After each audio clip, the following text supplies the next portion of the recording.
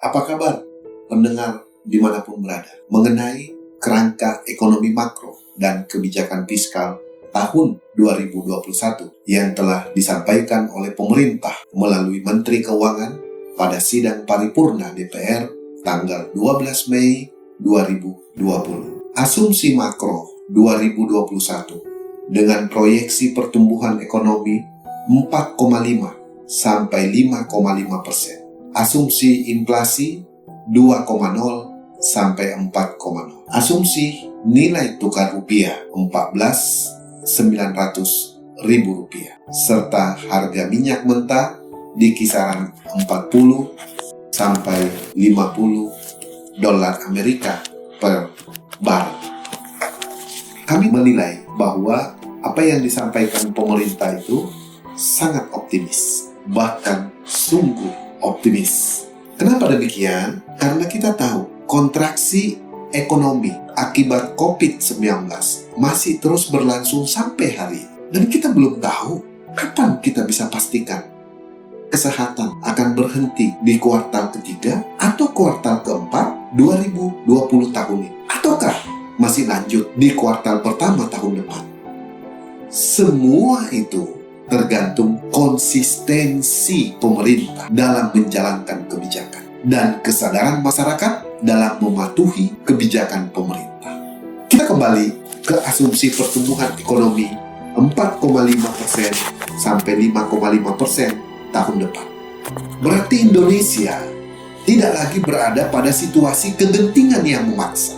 Sementara dalam Perpu yang sudah disahkan menjadi undang-undang Nomor 1 tahun 2020 memberikan waktu 3 tahun pelebaran defisit tanpa batas maksimal.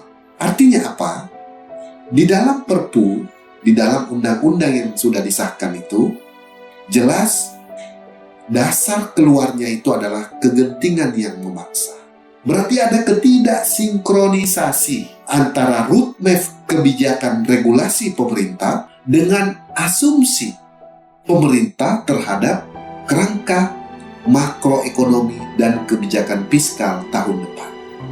Karena itu semua sudah normal menurut pemerintah tahun depan. Tercermin dari proyeksi pendapatan negara diperkirakan mencapai 9,9 sampai 11,0% dari PDB untuk tahun depan. Wahai para pendengar, sepatutnya kita coba abaikan ketidaksinkronan itu. Kita ikuti apa yang menjadi rencana pemerintah. Kita patuhi apa yang menjadi rencana pemerintah.